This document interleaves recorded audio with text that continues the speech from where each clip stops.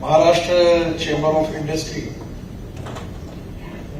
Commerce, industry आणि agriculture तिन्ही गोष्टी एकत्रित असल्यामुळे महाराष्ट्राच्या सर्वांगीण विकासाची दिशा देण्यामध्ये आपल्या सगळ्यांची भूमिका अतिशय महत्वाची आहे.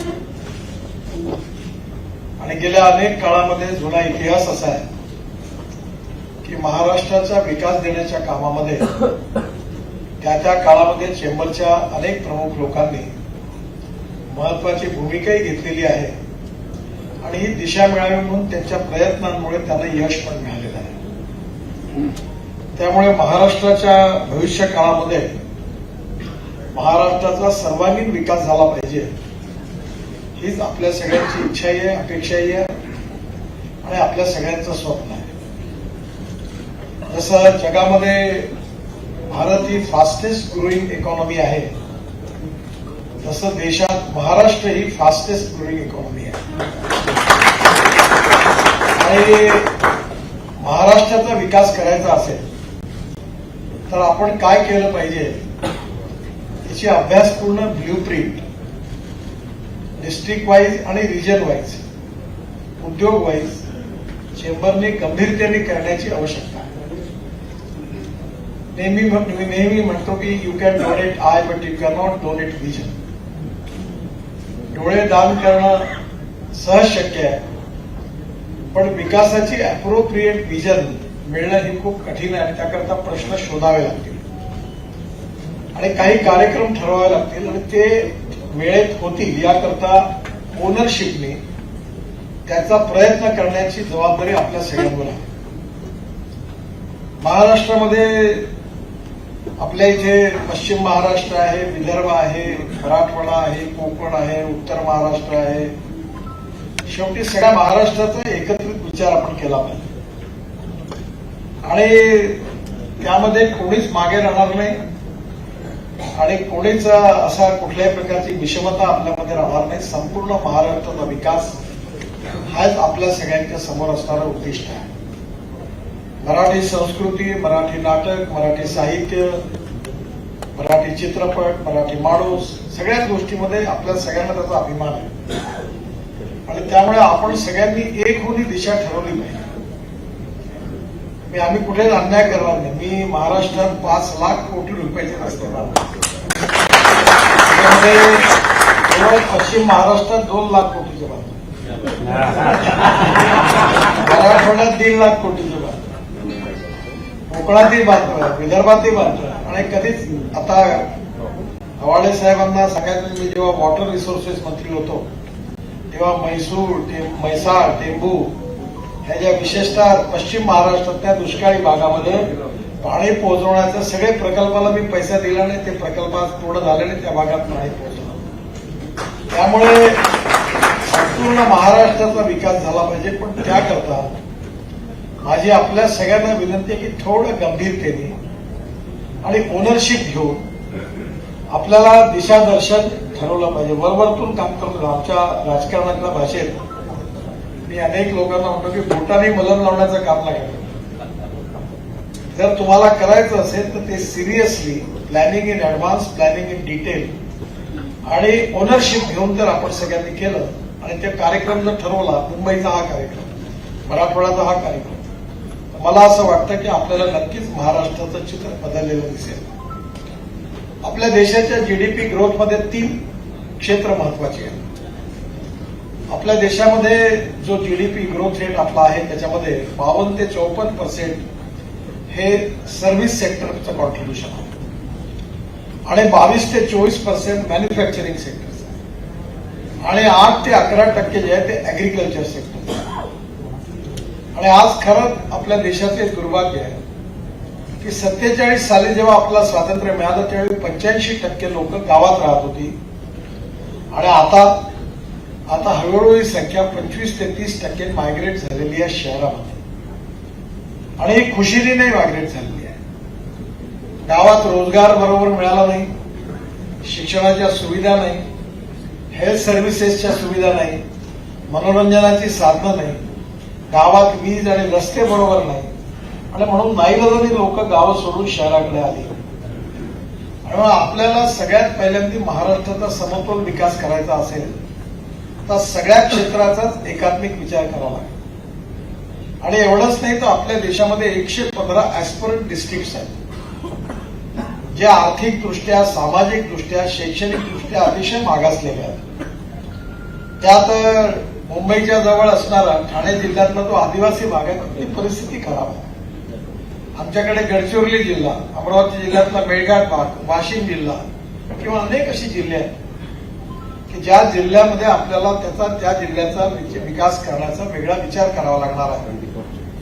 ऍग्रिकल्चर, फॉरेस्ट आणि विशेषतः ग्रामीण या 3 क्षेत्रामध्ये विचाराचा वेगळा कार्यक्रम आखला पाहिजे. आपण महाराष्ट्रामध्ये आपली स्ट्रेंथ काय आणि विकनेसेस काय या दोघांना मिळून ही नीती ठरवावी लागेल. मी विशेषतः ऍग्रिकल्चरच्या बाबतीमध्ये आपल्याला सांगेन की आज महाराष्ट्रामध्ये साखर कारखानदारी महाराष्ट्राची स्ट्रेंथ आणि चेंबरनी आज पहिला पुढाकार घ्यावा की महाराष्ट्राचे आज खरं म्हणजे यावर्षी ब्राझीलमध्ये दुष्काळ असल्यामुळे जरा आव्हाडे साहेबांच्या चेहऱ्यावर हसू येऊन आला नाही. आम्ही जर इथेनॉल नसता आणला हे अर्धे कारखाने महाराष्ट्राच्या एनसीएलटीत गेले असते, संपले असते. आणि म्हणून diversification of agriculture towards energy आणि पॉवर सेक्टरचा मोठा निर्णय झाला. आणि आज आपल्याला देशात गरज आहे 450 कोटी लिटर इथेनॉल. हे केवळ 10% पेट्रोलमध्ये टाकण्याकरता पाहिजे, तेही अजून उपलब्ध नाही. काल आम्ही परवा निर्णय केला की याच्यात महाराष्ट्राला 11% टाकायचं पेट्रोल. तर देशात आपण पूर्ण 20% टाकलं तर आपल्याला 900 करोड लिटर इथेनॉल पाहिजे. आणि आता आम्ही फ्लेक्स इंजिन आणलेलं. फ्लेक्स इंजिनचा अर्थ असा आहे की पेट्रोलवर चालणारी मोटरसायकल, स्कूटर किंवा पेट्रोलवर चालणारी 2 व्हीलर, 4 व्हीलर आणि 3 व्हीलर हे सगळे आता 100% बायो इथेनॉलवर चालू शकतात. पुण्यात 3 इथेनॉलचे पंप उघडलेले आहेत. प्रधानमंत्र्यांच्या हस्ते उद्घाटन झालं. आणि इथेनॉल जर या महाराष्ट्रातल्या शेतकऱ्यांचं इथेनॉल जर सगळं पेट्रोलमध्ये वापरलं गेलं तर सगळ्या ग्रामीण महाराष्ट्राची, पश्चिम महाराष्ट्राची शेतकऱ्याची इकॉनॉमी बदलणार आहे. आणि म्हणून भारत सरकारतर्फे आम्ही निर्णय केला की पहिल्यांदा मोलॅसेस 4% सी मोलॅसेस निघतं, त्याच्यापासून इथेनॉलची परवानगी दिली. मग इथेनॉलमध्ये 3% साखर टाकून त्याच्यामध्ये 60% शुगर, त्याला बी हेवी मोलॅसेस आहे, त्याची परवानगी दिली. आता शुगर केन ज्यूसमध्ये सायरप रिझर्व्ह स्टोअर करता येतं. जवळपास 7 महिने, 8 महिने, वर्षभर असंही संशोधन झालं. तर त्याच्यातूनही इथेनॉल तयार करायची परवानगी आहे. त्याचे रेट वेगळे आहेत. आणि आता आपल्या देशामध्ये आपल्याजवळ एवढा तांदूळ आहे, तांदूळ सरप्लस, मका सरप्लस, गहू सरप्लस आणि साखर सरप्लस. त्यामुळे डिमांड अँड सप्लायचं गणित चुकल्यामुळे नवीन प्रश्न निर्माण झाले आहेत. त्यामुळे आता आम्ही मक्यापासून आणि तांदूळापासूनही इथेनॉल बनायची परवानगी दिलेली आहे. आणि मी जेव्हा हिशोब करतो तेव्हा 4,500 करोड लिटर इथेनॉल पाहिजे देशाला. आणि आज आपलं इम्पोर्ट आहे 8 लाख कोटी रुपये. आणि आपण असंच जर राहिलो तर 25 लाख कोटी रुपये 5 वर्षात आपल्या पेट्रोलियम आणि गॅसचं इम्पोर्ट होणार आहे. आपला 25% कोळसा इम्पोर्ट होता. म्हणजे आपल्या इकॉनॉमीची सगळ्यात मोठं वीक पॉइंट आहे ते म्हणजे आपली पॉवर, एनर्जी आपण इम्पोर्ट करतो. आणि म्हणून याही दृष्टीने जर आपण केवळ स्वयंपूर्ण झालो तर 50 लाख तरुण मुलांना रोजगार मिळणार इतकी ताकद आहे. आणि त्यामुळे आपल्याला या सगळ्या गोष्टीचा कसा फायदा घेता येईल याचा विचार केला पाहिजे. आणि म्हणून आज जसं मी सांगितलं की प्रत्येक ठिकाणी काय करता येईल याचा विचार केला पाहिजे. डिस्ट्रिक्ट वाईज स्ट्रेंथ काय आहे, विकनेसेस काय. आम्ही मध्ये बांबूवर काम करतो. आता बांबू जो आहे, कोळसा 4,000 कॅलरिक व्हॅल्यूचा कोळसा 6,500 7,000 रुपये टन आहे. आणि मी आता मध्ये लातूरला गेलो होतो, पाशा पटेल आणि त्याने आधी अल्टिमेट खूप आम्ही बांबू लागवड केली आहे. जालनावाले आता आले त्यावेळी सगळे मला भेटले होते. आणि त्यांना मी म्हटलं की तुम्ही शेतकऱ्याचा बांबू 3,000 3,500 रुपये टनाने घ्या. आणि बांबूचा भाव 3,500, उसाचा भाव 2,500 2600. आणि 2 वर्षानंतर एका एकरात बांबूचं उत्पन्न 125 ते 200 टन. भीमा बांबू कर्नाटकचा. तर बांबू वेस्टलँडमध्ये येतो. आणि आता एनटीपीसी आणि पॉवर महाराष्ट्र सरकारने सर्क्युलर काढलाय की बायोमास पासून जे पॅलेट तयार होतात ते आणि बांबू हा आपण कोळशाच्या ऐवजी व्हाईट कोल म्हणून वापरला तर आपली अॅग्रिकल्चर इकॉनॉमी सर्व्हाइव्ह होऊन जाईल आणि आपल्याला कोळसा इम्पोर्ट करण्याची गरज पडणार नाही. त्यामुळे येणाऱ्या काळामध्ये असे वेगवेगळे प्रॉब्लेम आयडेंटिफाय करून जर आपण ठरवलं तर खूप गोष्टी होईल. तेव्हा माझी आपल्याला सगळ्यात पहिली विनंती आहे की आपला सगळ्यात मोठा बिझनेस मधला इंडस्ट्रीचा आणि अॅग्रिकल्चरचा सगळ्यात मोठा प्रॉब्लेम आहे लॉजिस्टिक कॉस्ट. अमेरिकेमध्ये लॉजिस्टिक कॉस्ट 12% आहे, युरोपियन कंट्रीजमध्ये 12% आहे, चायनात लॉजिस्टिक कॉस्ट 8 से 10% आणि भारतात 14 ते 16%. त्यामुळे एक्सपोर्ट करताना इंटरनॅशनल मार्केटमध्ये जाताना आपल्याला आपली लॉजिस्टिक कॉस्ट कमी करण्याकरता महाराष्ट्रात काय करता येईल. आता आम्ही ड्रायपोर्ट उघडले, आम्ही विदर्भात वर्धा जिल्ह्यात सिंधीला उघडलं, पूर्ण झालं काम. जालन्याला उघडलं. मी आता नाशिकचा एक प्रयत्न आहे, सोलापूर सांगलीचा आहे, त्या ड्रायपोर्टमध्ये मी सांगलीत त्याला जागा द्या ना तुम्ही. मी आता 2 लाख कोटी रुपये, आता तुम्ही सगळे माझ्या आकडेवारी चुकीचे सांगितले, ज्यांनी सांगितले त्याच्या पासपोर्ट आहे सगळं.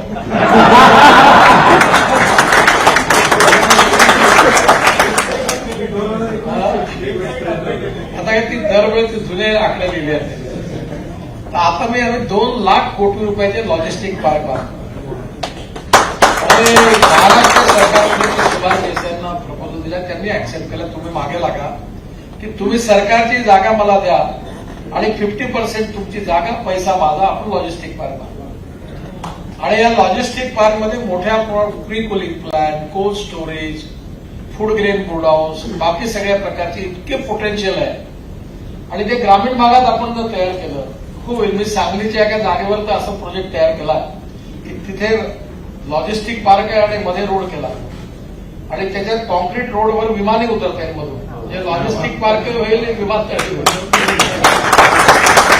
आपल्या देशात असे 20 रोड बांधलेले आहेत की ते रोड कम एअरपोर्ट आहे. आम्ही राजस्थानमध्ये ते मोठं विमान घेऊन ज्याच्यात 3 ट्रक बसतील असं ते घेऊन राजनाथ सिंग आणि आम्ही त्या रोडवर उतरलो. अशा सगळ्या ठिकाणी बांधले आहेत. त्यामुळे आपल्या याच्यामध्ये मल्टीमोडल हब आहे. आपल्या या सगळ्या ह्याच्यामध्ये सगळ्यात महत्वाची गोष्ट लॉजिस्टिक कॉस्टमध्ये आहे आणि ती म्हणजे रोडनी गेलं तर आपली कॉस्ट आहे समजा 10 रुपये, रेल्वेनी गेलं तर 6 रुपये आणि पाण्याने गेलं तर 1 रुपया. आणि हा एवढा मोठा समुद्र आहे. याचा ऍडव्हान्टेज घेऊन तुम्हाला आता एक मी चेंबरला जबाबदारी देतो. आता नव्या मुंबईचा एअरपोर्ट बनतो. मी बीपीटीचं डेव्हलपमेंट केले, बरेच अजून प्लॅन आहेत त्याच्या मागे लागून तुम्ही करून घ्या, माझ्याकडे विभाग नाही. पण मी त्यावेळी ठरवलं की नवीन जो नव्या मुंबईचा एअरपोर्ट आहे त्याच्यामध्ये मुंबईकर जे आहेत ते 75% रोडनी नाही जाणार नाही, रेल्वेनी पण जाणार नाही, पळावरून जातील. आणि जसं व्हेनिसला की हॉटेलमधून नावेत बसून आपण एअरपोर्टला जातो तशी योजना तयार करून ठेवली आहे बीपीटी.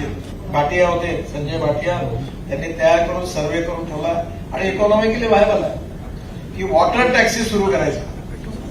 तशा मुंबईत या काळ्या पिवळ्या टॅक्सी आहेत, तशा वॉटर टॅक्सी 8 लोकांच्या आणि इथून दक्षिण मुंबईतून 13 मिनिटात आपल्याला एअरपोर्टला जाता येईल. 13 मिनिटात.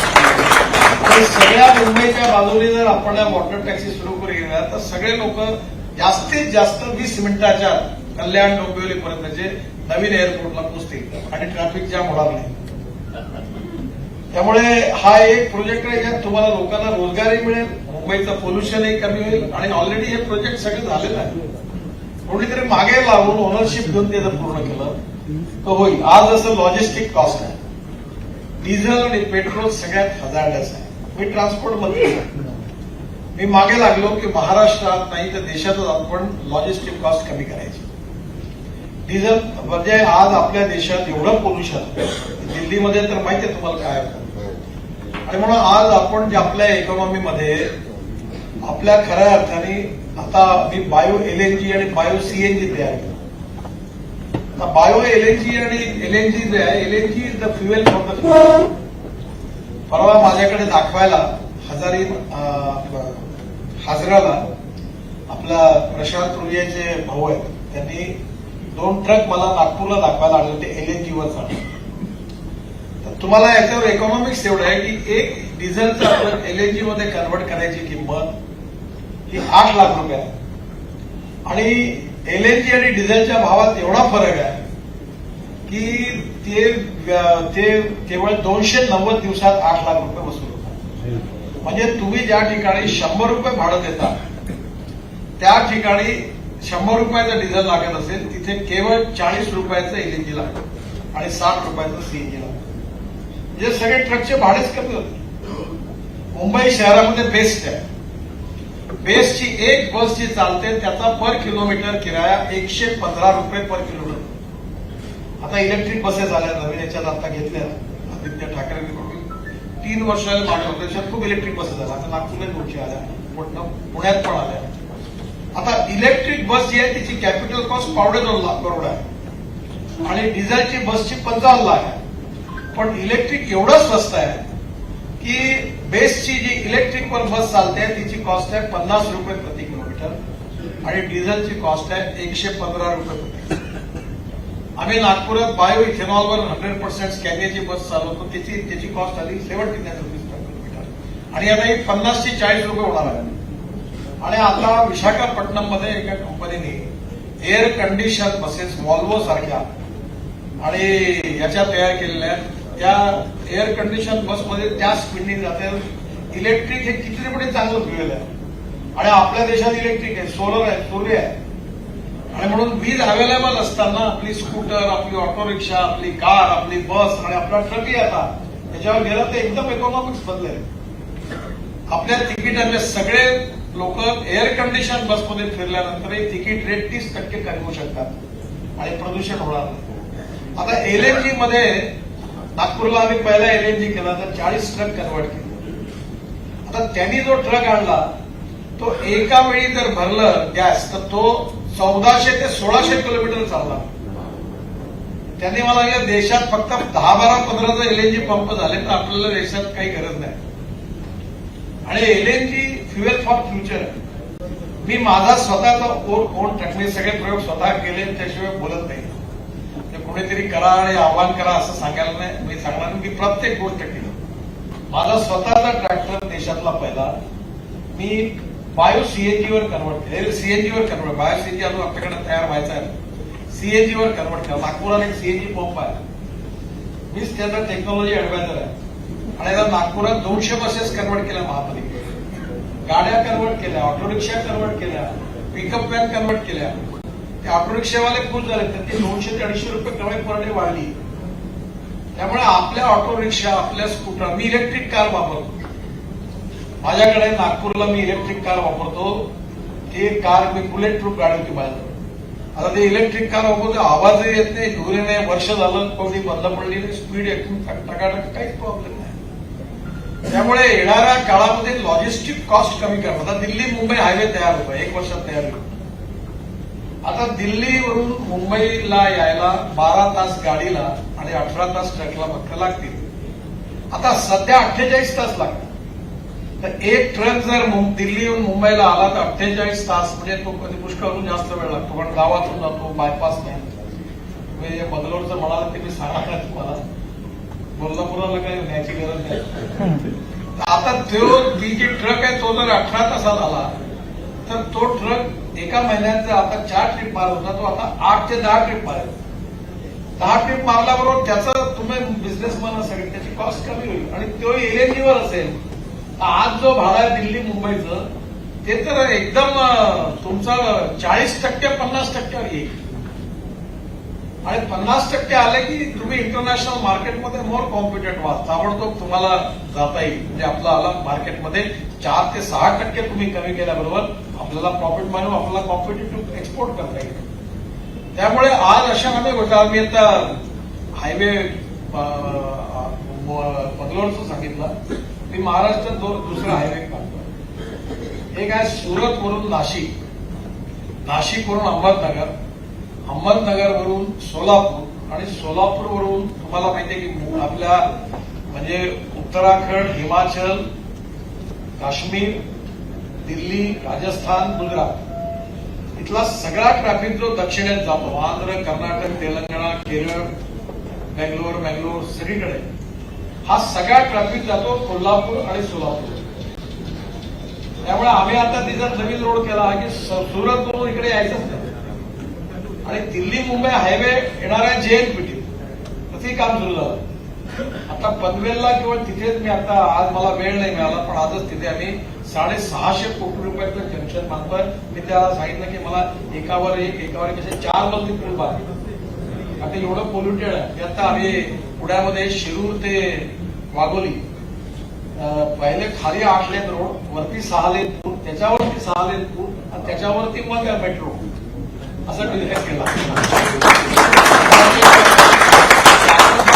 बांधणार आहे तिकडे पुण्यात, चेन्नईला बांधतो, नागपूरला आम्ही पहिल्यांदा बांधलं की खाली रोड, वरती फ्लायओव्हर, त्याच्यावरती मेट्रो. आता मुंबईमधल्या मेट्रोमध्ये देवेंद्रजी मला म्हणाले की त्यावेळी हे जर मुंबईत केलं असतं तर मुंबईचे रोड डबल झाले असते. पूर्ण वेस्टर्न एक्सप्रेसवे, ईस्टर्न एक्सप्रेसवे, कारण 2-2 मजली बनवायची गरज आहे, कारण ट्रॅफिक खूप जास्त आहे. आता जसं मी म्हटलं की शिरूर ते वाघोली हा ट्रॅफिक 1.5 लाख पिस्तूल आहे. म्हणजे कसे लोक जात असतील मला माहित नाही पुणे अहमदनगर रस्त्यात. त्यामुळे येणाऱ्या काळामध्ये टेक्नॉलॉजीचा उपयोग करून लॉजिस्टिक कॉस्ट कमी करण्यामध्ये पहिली गोष्ट तुम्ही इनिशिएटिव्ह. माझा जो ट्रॅक्टर मी सीएनजीवर कन्वर्ट केला हवाडीजी, माझं 1 लाख रुपये वर्षाची बचत. ट्रॅक्टर बघायला या, ही किट अप्रूव्ह केली. आणि आता हा जो LNG CNG हा पेट्रोलियम आहे. पण आता आम्ही एक प्रोजेक्ट मी पण टाकलाय, आता काम सुरू झालंय, 6 महिन्यात तयार होईल की rice straw, cotton straw, wheat straw आणि बगास याचं पॅलेट बनवता येतील आणि जे व्हाईट फ्लोर म्हणून विकता येईल, बांबू विकता येईल. तसा आता तुम्ही तुमचं जेवढं अॅग्रो वेस्ट आहे, म्हणजे 5 टन ऑफ राईस स्ट्रॉ म्हणजे परळी, त्याच्यापासून 1 ton bio CNG, bio LNG तयार. आता बायो CNG ट्रान्सपोर्टला कठीण आहे, कारण तो त्याच्यात सिलेंडरमध्ये न्यावा लागतो आणि LNG लिक्विफायर, तर याच्यामधून तो ट्रान्सपोर्ट करण्याकरता आपण बायो LNG काही सोपं आहे. आणि आता ग्रीन हायड्रोजन आला.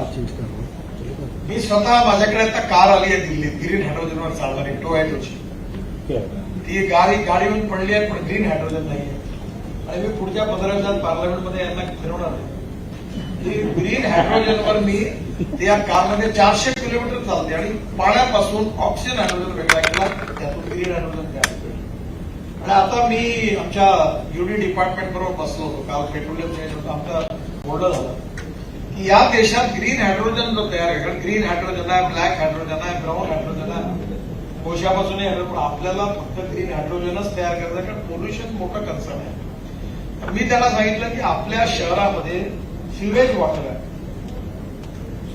आणि मी 7 वर्षापूर्वी आमच्या नागपूर शहराचं टॉयलेटचं पाणी विकतो आणि मीच तो प्रोजेक्ट तयार केला होता. महाराष्ट्र सरकार MSEB विकत घेते आणि आम्हाला टॉयलेट पाणी विकून 350 कोटी रुपये वर्षाचे. आता त्याला सांगितलं की याच्यात काय करायचं, 2 करायचं. ग्रीन हायड्रोजनमध्ये जे टेक्नॉलॉजी आहे त्याच्यामध्ये पाणी फुकट, कारण हे टॉयलेटचं पाणी वापरायचं. इलेक्ट्रोलायझर 1.25 कोटी 1.5 कोटीचा आहे. पुण्यात आपले भारतीय इंजिनियर अमेरिकेतले त्यांनी आपल्या बंगलोरला सुरू केला, एक्सपोर्ट करतात 90% इलेक्ट्रोलायझर आणि त्याला 70% वीज हे लागते. तर मी म्हणलं रूफटॉप सोलर, आणि गुजरातमध्ये 2-3 कंपन्यांनी असे 2-3 मीटरच्या विंडमिल तयार केल्या आणि त्या व्हेलोसिटी कमी आहे. त्याची पॉवर वापरून पाण्याचं पृथक्करण, ऑक्सिजन हायड्रोजन वेगळा करून ग्रीन हायड्रोजन तयार करायचा. आता ते इलेक्ट्रोलायझरने तयार झाल्यावर तो म्हणाला जनरेटर सेट लावून डिझेल कुठला इथेनॉलचा जनरेटर, डिझेलचा भाव 100 रुपये, इथेनॉलचा भाव 62 रुपये. आणि आता कालच माझ्याकडे आहे तिथे नागपूरला, त्यांना परवा पेट्रोलियम मध्ये मी पाठवलं, रशियातून 3 सायंटिस्ट बोलत.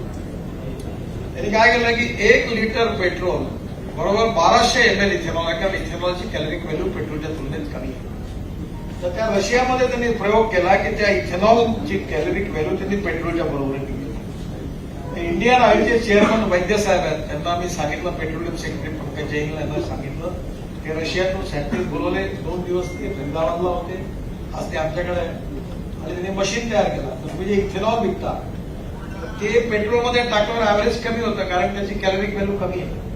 ते मशीन लावलं की ते ethanol caloric value equal to petrol, काही नॉप्शन सुरू झालं आणि भारत सरकारने करावं हे केल्याबरोबर 15 ते 20,000 कोटी भारत सरकारचा फायदा होईल. मी म्हणलं हे तुम्ही आपण ऍक्सेप्ट केलं पाहिजे. आणि ग्रीन हायड्रोजनमध्ये आपलं शेतकऱ्यांचं फ्युएल मला याचं खूप वाईट वाटतं. तुम्ही काय याचं फॉलोअप करत नाही. तुम्ही एवढ्या पुण्यामध्ये विद्वत्तेचं शिवाय 3 इथेनॉल सुरू आहे.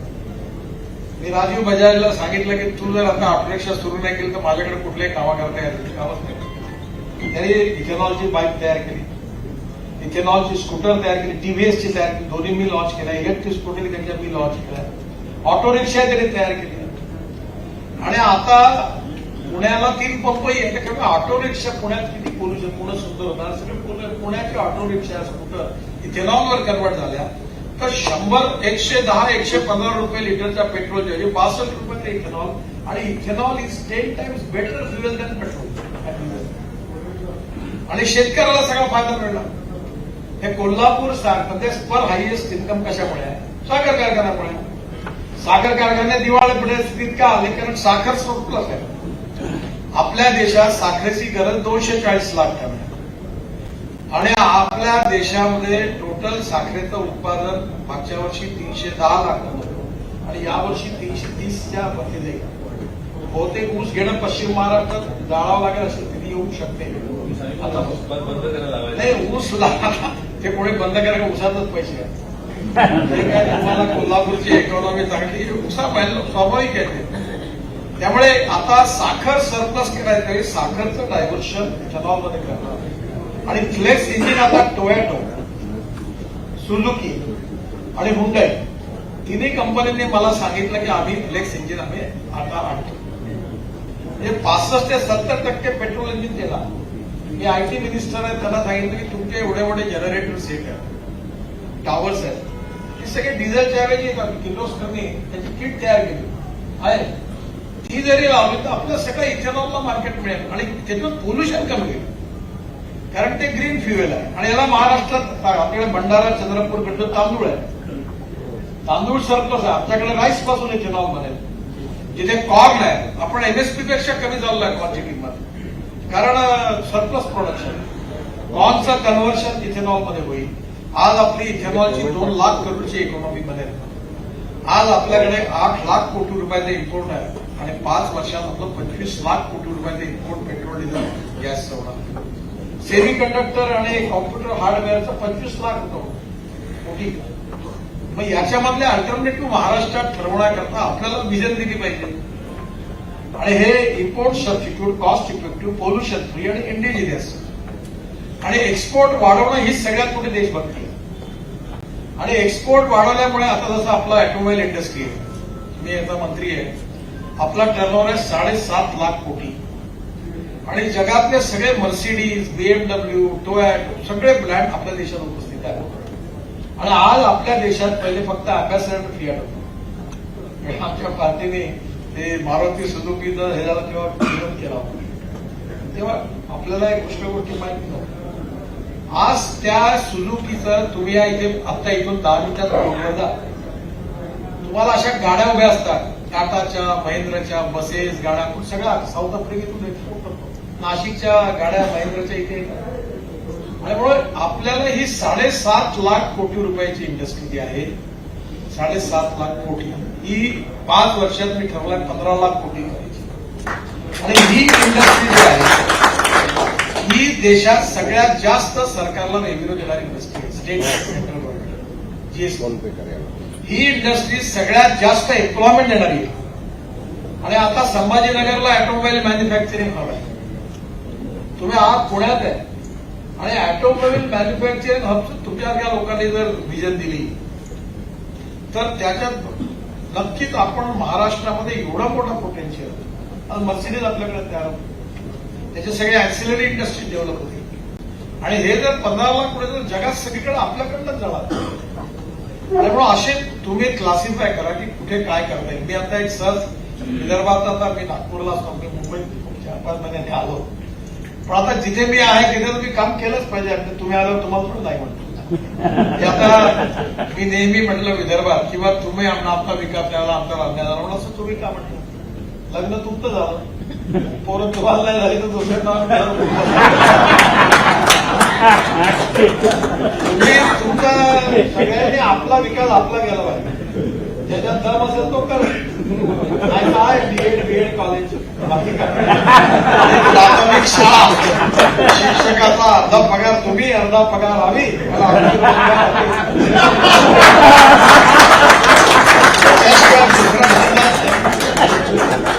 तुम्ही त्यांना सांगा हे नाही हे करा. आणि म्हणून आज येणाऱ्या काळामध्ये आपल्याला आता मी सांगतो की बांगलादेशमध्ये आपलं बांगलादेश हे रेडीमेड गार्मेंटचं जगातलं नंबर 1 मार्केट एक टेक्सटाईल वाले आहे. आता यांचा माल जेल पिढी देतो आणि जेल पिढीतून तो जातो कोलंबोला आणि कोलंबोला वळसा घालून तो जातो ढाक्याला. मी जेव्हा मंत्री होतो शिपिंगचा तेव्हा बांगलादेशच्या प्रधानमंत्री आल्या होत्या. सुषमाजींना म्हणाले की मला नितीन गडकरींना भेटायचं. सुषमाजींचं काय काम बताओ बहुत काम कर रहे हैं. वो ब्रह्मपुत्र में ड्रेजिंग कर रहे हैं. तो बांग्लादेश में आकर भी वो ड्रेजिंग कर रहे हैं मैंने मुगली पोर्ट का. तो हमारा इकॉनॉमी बदल जाए. सुषमाजींनी मला बोलावलं. मी मला म्हणाले की यांचं म्हणणं असं आहे की ते मुगली पोर्ट 250 किलोमीटर ब्रह्मपुत्रेचं करतो गंगेचे केलं जलमार्ग झाला तर तू हे करते करशील का. तुम्ही म्हणाल मला पत्र द्याल तुम्ही करून देतो. म्हटलं पैसे कुठं पैशाचा प्रॉब्लेम 5 लाख कोटी रुपयाची कामं करतात. मला पैशाची काय आता 2 बँका नाव नाही सांगत हे फायनान्स मिनिस्टर दोघांमध्ये वाद ह्याच्याकडे चालला की तो म्हणे माझे 25,000 कोटी घे आपण माझे 25,000 आणि माझा व्याजाचा दर असा 6% 5.75 मला पैसे मिळतात. आणि आता मी ठरवलं की आता फॉरेनचे इन्व्हेस्टर वगैरे सगळे ठीक आहे. आता मी 1 लाखाच्या वरती ज्याला आमच्या जे मॉडेल्स आहे हायब्रिड एनओटी आहे पीओटी आहे पीपीपी आहे तसं आमचं एक मॉडेल जे आहे ते जे आहे ते त्या मॉडेलमध्ये एकच प्रोजेक्टचं आहे त्याच्यात 1 लाखाच्या वरती तुम्हाला इन्व्हेस्ट करता येईल. आणि मी आता सांगितलं अधिकाऱ्यांना की मला आता श्रीमंताला श्रीमंत नाही करायचं. शेतकरी शेतमजूर कॉन्स्टेबल चपराशी सरकारी कर्मचारी त्याला बँकेत 4.5% येतं इंटरेस्ट मिळत नाही. तुमच्या क्रेडिट सोसायटीत किती येतं मला माहिती नाही. पण आता सगळं मार्केट सगळं उतरलं खाली. तुम्ही हे असं 8% द्याल तर तुमचा नंबर मी आता ठरवलं आहे की मी मिनिमम रिटर्न आता सेविंगची परवानगी मागण्याकरता अडकला त्यांनी दिली 8% रिटर्न दिली. या देशातल्या गरीब माणसाच्या पैशाने हायवे बांधायचे. आता पहिला आता कोटी मॅकबरी कॅनेडियन पेन्शन फंड सगळे ते आले पुष्कळ आले. मी मला भेटतात मी चहा पाणी करतो म्हणतो नमस्कार. जगातले एका मोठे फंडवाले आले होते ते म्हणे मला we are ready to invest in NHAI. मी जेव्हा त्यांच्या देशात गेलो होतो तेव्हा तिथले अभ्यासरती त्यांना त्यावेळी आमच्या मसाला बॉन्डमध्ये पैसे घ्या म्हणून मागे लागले. त्यांनी काही घेतले नाही. 1500-1600 कोटीचं बॉन्ड होतं. मी मार्केटिंग करायला गेलो होतो. परवा आले म्हणे we are ready to invest 5,000 crore in NHAI. बहुत आभारी सर चाय दी 4,000 म्हटलं आप तैयार है तो मैं तैयार नहीं. I don't want your investment. मला एक फ्रेंच नॉवेलिस्ट की कहानी बताओ. उसने किताब लिखी थी उसको कोई प्रकाशक नहीं मैं घरदार भेज दिया और जब बुक हिट हो गया तो पब्लिशर लाइन में आकर खड़े हुए उसको बोले कि आपको कुछ मदद चाहिए. उसने एक बात बताई कि समुद्र में तैरते तैरते मैं बीच में जाकर समुद्र में डूब रहा था तो तुम्हारे हाथ में रस्सी थी और मैं जोर से चिल्ला रहा था कि मुझे बचाओ. तुम केवल देखते थे. अब मैं मेरे प्रयासों से बचकर यहाँ आया हूँ रेत पर धूप ले रहा हूँ. अब मुझे पूछते हो मदद चाहिए क्या. I am sorry I don't want.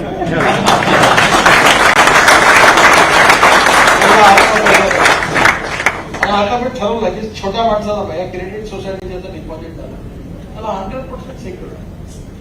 त्यामुळे येणाऱ्या काळात इन्व्हेस्टमेंटची कमी नाही आहे. हे मुंबईचंच उदाहरण मला आठवतं. मी या दक्षिण मुंबईत फिरायचं मी आणि आरसीसीला आणि त्यावेळी आम्हाला आर पाटील आणि जयंतराव पाटील म्हणायचे की सरकार देखील बीओटीवर का नाही देत किराया. सरकारजवळ पैसेच नाही. मुंबईचे 55 उड्डाणपूल बांधायला 30 वर्ष लागले असते तर मुंबईची हालत काय झाली असती. मुंबई पुणे एक्सप्रेस हायवे 8 तास 9 तास लागले, पैसेच नव्हते. आम्ही रस्ते आणले उभे बाहेरून. ते बांधलं कसं असतं. वरळी बांद्रा सिलिंग प्रोजेक्ट हे पैसे नसते आले तर सरकारजवळ पैसेच नव्हते. त्यामुळे हे पैसे वापस झाले सगळे. हे प्रोजेक्ट पण झाले, लोकांचे 9 तास लागायचे. जयंतराव टिळक तुम्हाला आपले मंत्री होते. एकदा जयंतराव टिळक सकाळी निघाले रात्री 11 वाजता पोहोचले. ते म्हणाले काय वाईट स्थिती हो, कंटाळले सगळे. दरवेळेला ते हायवे टँकर आडवे व्हायचे. आज 2 तासात येतात, 2.5 तासात येतात. वेळ वाचतो, पेट्रोल डिझेल वाचतो. हायवे बांधला. दिल्ली ते मुंबई 12 तास, बेंगलोर ते चेन्नई 2.5 तास. आता तुम्ही जो आमच्या इथे दिल्ली टू डेहराडून 9 तास लागायचे, आता 2.5 तास लागतात. आणि नवीन हायवे बांधतोय 2 तास. दिल्ली ते हरिद्वार 2 तास, दिल्ली ते चंदीगड 2.5 तास, दिल्ली ते जयपूर 4 तास लागतो, 4.5 तास, आता 2 तास. 1 वर्षात सगळे रोड. दिल्ली ते अमृतसर 4 तास आणि दिल्ली ते वैष्णोदेवी 14 तास लागायचे, आता 6 तास. आणि दिल्ली ते श्रीनगर 22 तास लागायचे, 8 तास. आणि श्रीनगर टू लडाख लेह आम्ही टनेल बांधतोय कारगिलच्या खाली, जोजिला आणि झेडमो. आणि तुम्ही आता यानंतर गुलमर्गला नका जाऊ, तुम्ही कारगिलला जा.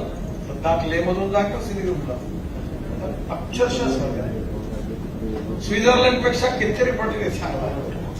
तिथे मला आता रेस्टॉरंट रिसॉर्ट्स वगैरे करून ऍडव्हेंचर स्पोर्ट्स करून मी त्या तिथून जवळून पाहिलं कारगिलवरून वरती बाबा अमरनाथचं गुफा दिसते. आता मी गेलो त्यावेळी तुम्हाला तिथे माझ्या डोक्यातून ठरवलं रोपवे बांधायचं.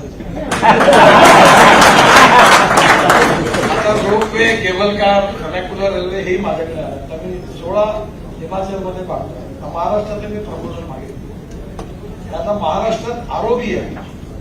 आता हे बजेट संपल्यावर घोषणा करणार. यांनी आम्हाला पैसे दिले आरोपी करणार. 8,000 कोटी रुपयाचे देशातले जेवढे छोट्या गावातले, जिल्ह्यातले, राज्य सरकारचे जेवढे रेल्वेचे फाटक आहेत तिकडे वरती करून आरोपी बांधायचे. तेव्हा हे शक्य आहे सर. आज तुम्ही आमच्याकडे आम्ही मेट्रो बांधतो. तुम्ही याच्यावर खरंच एकदा कार्यक्रम ठेवा.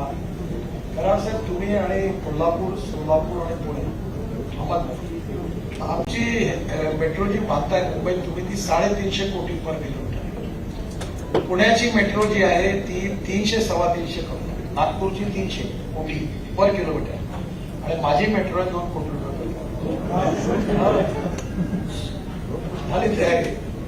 आणि ती अशी आहे की नागपूर ते अमरावती, नागपूर ते छिंदवाडा, नागपूर ते गोंदिया, नागपूर ते बैतूल म्हणजे काटोल नरखेड, नागपूर ते वडसा म्हणजे गडचिरोली, नागपूर ते चंद्रपूर, नागपूर ते अमरावती, नागपूर ते यवतमाळ, 950 किलोमीटर आहे. मी काय केलं की दिल्ली, मद्रास आणि मुंबई, कलकत्ता आणि जो रेल्वेचा ब्रॉडगेज आहे तो बेस झाला आणि नागपूर मेट्रोला काम दिलं. आणि ही जी मेट्रो आहे याची स्पीड आहे 140 किलोमीटर प्रति घंटा. म्हणजे नागपूर ते अमरावती आता 3 तास लागतात. आणि फास्ट गाडी असेल मर्सिडीज 2.25 तास, 2.5 तास. आमची मेट्रो 1 तास 20 मिनिटं. वर्धे ते नागपूर 1.25 तास लागतो काय 35 मिनिटं. आणि सगळ्यात स्टेशनवर थांबेल. आणि ती 8 डब्याची मेट्रो आहे. त्याला 4 डबे इकॉनॉमी क्लासचे आहेत, 2 डबे बिझनेस क्लासचे. आणि 2 डबे जे आहेत ते फूल, फळं, दूध याच्याकरता ठेवले आहेत. आणि 8 डब्याची मेट्रो आहे.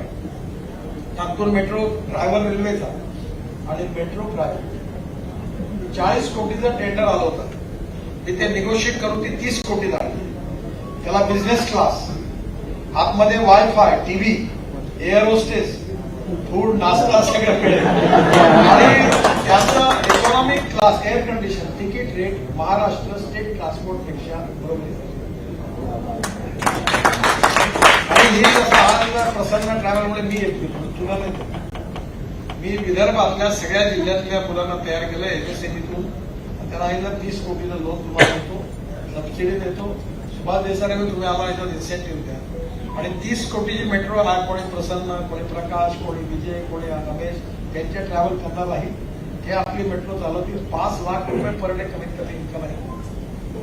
आणि या ट्रान्सपोर्ट प्रायव्हेटली झाला, सगळ्या 100 मेट्रो विकत घ्यायचा आम्ही करावं. आणि रेल्वेने परवानगी जवळपास दिलं. फायनल मिटिंग पुढच्या आठवड्यात रेल्वे मंत्र्यांना माझी आहे की ते जसं ते आम्ही टोल घेतो तसं रेल्वेवर चालवायचा रेट किती घ्यायचा किलोमीटर पावर ते ठरायचं.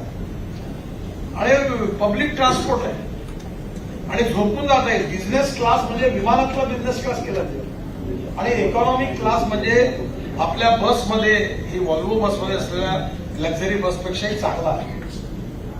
आणि हे करताय, टेक्नॉलॉजी खूप बदललेली आहे.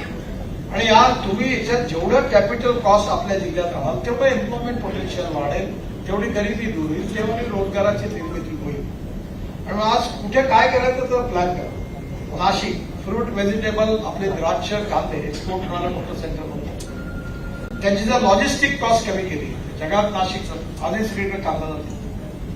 आज तुमच्याकडे सांगलीमध्ये पण तिकडे ग्रेप्स आहेत.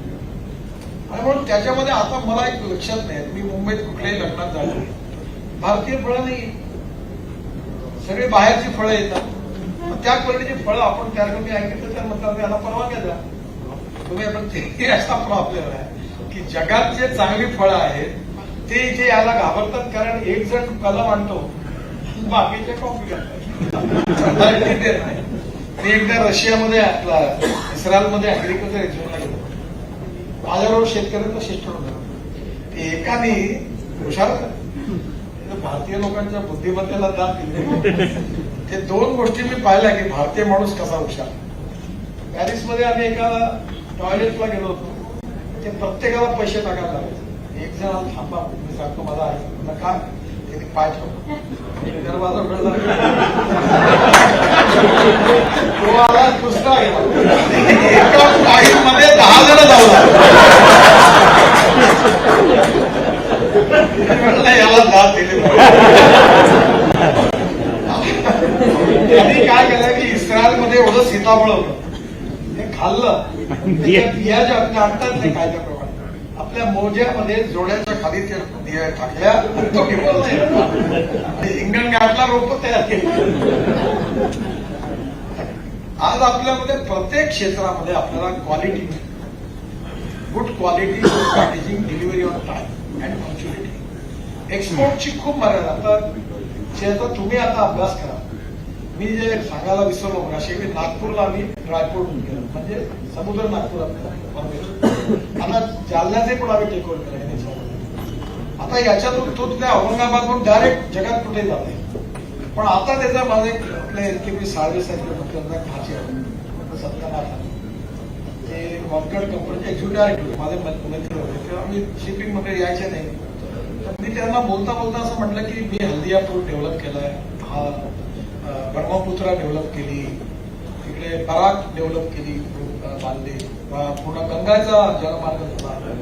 आपल्याला नागपूरवरून काही याच्यात माल विदर्भातला कापूस आणि सूत आणि कपडा आणि हे एवढं एक्सपोर्ट आहे. सगळं मुंबईत जातं. जेएनपीटी लॉजिस्टिक कॉस्ट 4.5 लाख रुपये पर कंटेनर. त्याला काय करता येईल म्हणजे काय माझ्या डोक्यात असं आहे की आपण इथून हल्दियाला जायचं आणि हल्दियावरून तुम्ही कलकत्ता आपला बांगलादेशमधनं रिव्हर पोर्ट शोधता शोधता बांगलादेशचा गृहमंत्री मला भेटला, माझ्या ओळखीचा झाला, त्याला तयार केलं. आणि आता आम्ही आमच्या सगळ्या परवानग्या मिळाल्या.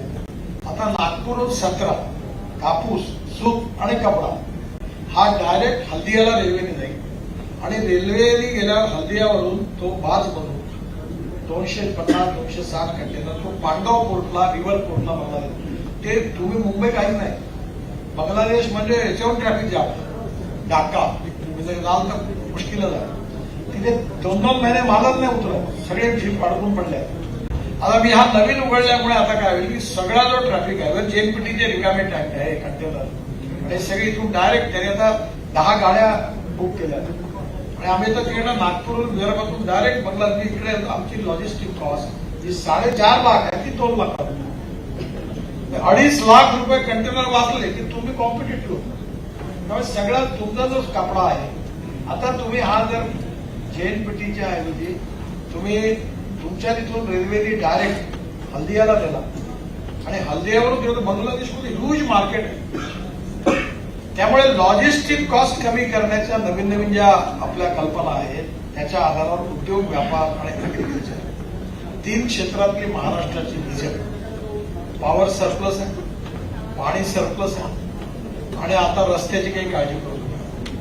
तुम्ही म्हणाले बंगलोर का केला, कारण तुमचा आता पुणे सातारा, कालच मी खंबाटकी घाटाचा कार्यक्रम त्याकडे मी महाराष्ट्रात वेळी तो पहिला घाट बांधला. एकदा मी त्या महाबळेश्वरला जाताना मनोहर जोशी साहेबांनी आमची मिटिंग ठेवली होती कॅबिनेटची. तर टँकर उलटा झाला आणि मी त्या सातारच्या घाटाला अडकल्यावर देव देशपांडे चीफ इंजिनियर होते पुण्याचे पीडब्ल्यूडीचे आणि एक किर्लोस्कर कन्सल्टंटला काम, सिनियर अधिकारी होते. मी 3-4 तास स्वतः रस्त्यात अडकलो. त्यांना टनेल का नाही बांधलं, नाही एक वाजता गेले व्हायबल नाही. मग मी म्हणलं एक काम करा, उद्या सकाळी हे किर्लोस्कर कन्सल्टंट तुम्ही अधिकारी सगळे एकत्र या, सकाळी 8 वाजता बरोबर नाश्ता करून मला झाला सर. ते मला म्हणाले हे व्हायबल नाहीये. म्हणलं एक सिंपल गोष्ट तुम्हाला सांगतो, तुम्ही हा जो चढणारा रस्ता हा येण्याकरता ठेवा आणि छोटी टनेल बांधून जाण्याकरता करा, मग व्हायबल होईल म्हणे. म्हटलं ते तर करा, बाकी पुढे तेव्हा पहिली टनेल बनली, एक जाण्याकरता आणि एक येण्याकरता रस्ता आणि एकदम पुष्कळ लोकांना आराम पडला. तिथून एकदम कमी झाला. आता मी त्याच्या एनएचएचा मंत्री झालो. आता मी पुढीकडे डबल 6 लेनच्या 2 टनेल बांधल्या. पुढच्या 4-5 महिन्यात त्याचं उद्घाटन. आता पुणे सातारा याच्यामध्ये बरेच तो मार्चपर्यंत पूर्ण होणार. त्याचा अडकला होता मार्चपर्यंत व्यवस्थित होऊन जाईल. आणि आता साताऱ्याला पुन्हा या 2 टनेल, सातारा टू कोल्हापूर हे 6 लेनचं काम टेंडर निघालं. महिन्या 2 महिन्यात ते अवॉर्ड होईल. त्यामुळे तो 6 लेन होईल. त्यामुळे कोल्हापूरला जाणं एकदम सोपी आहे. पण आता हा जो पुणे बंगलोर रस्ता आहे हा मला नक्की माहिती नाही, पण पडत्या लोकांना त्या मागच्या भागात याचं पुणे ते बंगलोर डिस्टन्स 175 किलोमीटर कमी होईल. आणि या रस्त्याला कोल्हापूर जोडला, सगळे जोडणार आणि जो डायरेक्ट ट्रॅफिक आहे तिकडला तो तिकडे जाईल. त्यामुळे तुमच्या रोडवर इतका ट्रॅफिक आहे पुणे सातारा कोल्हापूर की तो ट्रॅफिकमुळे अडचणी पुढे तो वाढत जातोय. त्यामुळे या नवीन हायवेमुळे डायरेक्ट ट्रॅफिक जर तिकडे गेला तर अजून ऍक्सिडेंट कमी होतील, ते सोयीचं होईल. आणि अशा प्रकारे ऍक्सिस कंट्रोल एक्सप्रेस हायवे असे 22 ग्रीन हायवे आणि जवळपास 26 इकॉनॉमिक कॉरिडॉर आपल्या देशात बांधतोय. त्याच्यामुळे आपली लॉजिस्टिक कॉस्ट कारण अंतरही कमी झालं. त्यामुळे आज महाराष्ट्रात पाण्याची कमी नाही, विजेची कमी नाही, रस्त्याची कमी नाही, जलमार्ग आपल्याकडे समुद्र आहे. आणि येणाऱ्या काळात जर ही तुम्ही सगळ्या ठिकाणी योग्य विजन केली तर एक टार्गेट लॉजिस्टिक कॉस्ट कमी करा. त्याच्याकरता काय करायचं, लॉजिस्टिक व्यवस्था करायला काय करता येतं, गोडाऊन्स बांधता येईल, pre cooling plant, cold storage कसे करता येतील, वाढवता येईल, अॅग्रिकल्चर अॅग्रो प्रोसेसिंग इंडस्ट्रीज करतात. दुसरं महत्वाचं जे आहे की महाराष्ट्रामधून एक्सपोर्ट कसं होतं आणि महाराष्ट्रातला आज इम्पोर्ट काय होता ही डाटा तुम्हाला तुमच्या डॉक्टर साहेब मदत करतात की आपल्या इथे इम्पोर्ट काय होतं आणि एक्सपोर्ट काय होतं. एक्सपोर्ट वाढवलं आणि इम्पोर्ट कमी केलं, हे जर आपण इम्पोर्ट सबस्टिट्यूट तयार केलं आपोआप इकॉनॉमी वाढेल. आणि त्यामुळे आपल्याकडे त्याची स्ट्रेंथ आहे, कापूस आहे, साखर आहे. आज बांगलादेशला पूर्ण साखर पाहिजे, 3 लाख टन साखर पाहिजे. तिथला भाव साहेब 70 रुपये किलो आहे टक्क्यामध्ये. हे 70 रुपये किलो, हे विकतात 32 रुपये. माझी आमची 3 साखर कारखाने आहे विदर्भात, त्याच्यामुळे 22 कारखान्यांनी दिवाळ पिकली. थकलो. आता यावर्षी प्रॉफिटमध्ये हात उठायला मी गमतीने म्हणालो की जो मागच्या जन्मी पाप करतो तो एक तर साखर कारखाना टाकतो, वर्तमानपत्र सुरू करतो. हे दोघंही कठीणच काम. ते उद्योग टाकण्यात नाही, बाकीचे लोक कमवतात. साखर कारखान्याची स्थिती मला वाईट आहे. जर आम्ही केरळ रस्ता आणलं तर हे सगळे पूर्ण संपलं असतं. आणि म्हणून आज येणाऱ्या काळामध्ये परिस्थितीनुरूप टेक्नॉलॉजीचा उपयोग करण्याकरता 2 थेरीच्या आधारावर कार्यक्रम करा. एक innovation, entrepreneurship, science, technology, research, skill and successful practices. We name it as knowledge and conversion of knowledge in to wealth. याच्यात महाराष्ट्र पुढे. आणि दुसरा conversion of waste in to wealth.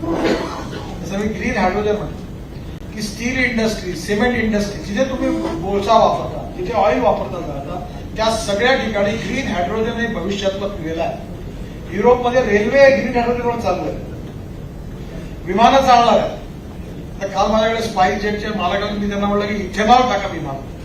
त्यामुळे प्रूव्ह झालं, मागे लागलं होतं की विमानात इथेनॉल, माझ्याकडे एक थंडी आहे टिकीट, एक मोठी आहे, त्याच्यातून CO2 निघाले इथेनॉलवर आहे. इतकी सुंदर आहे. परवा शशी थरूर वगैरे तेवढे येतो धुवानी आता इथेनॉलवर आहे, ग्रीन फ्युएल.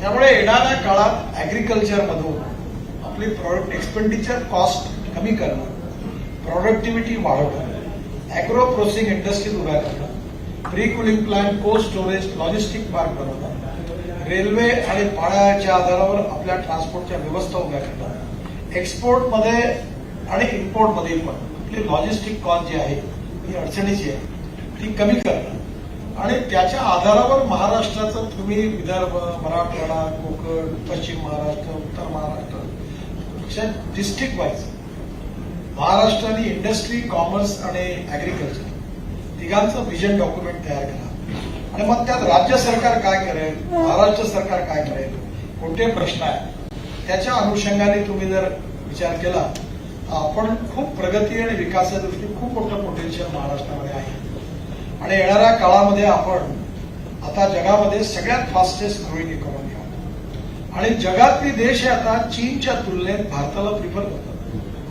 त्यामुळे येणाऱ्या काळामध्ये आपलं एक्सपोर्ट वाढवण्याची जी संधी मिळाली आहे ती कॅपिटल कॉस्ट, आपलं इन्व्हेस्टमेंट आपल्याकडे येईल, रोजगाराची निर्मिती होईल, पर कॅपिटा इन्कम वाढेल आणि त्यात मग एकेका सेक्शन करता त्या प्रकारचा प्लॅन जर आपण केला तर नक्कीच महाराष्ट्र सुखी, समृद्ध, संपन्न राज्य होऊ शकेल.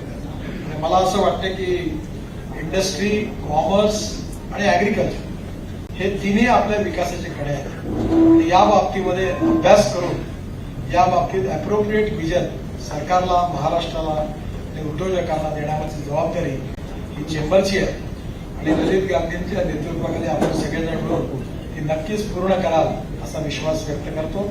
नवीन पदाधिकाऱ्यांना, ललितजींना, त्यांच्या सर्व पदाधिकाऱ्यांना माझ्या खूप खूप शुभेच्छा. एबीपी माझा, उघडा डोळे बघा नीट.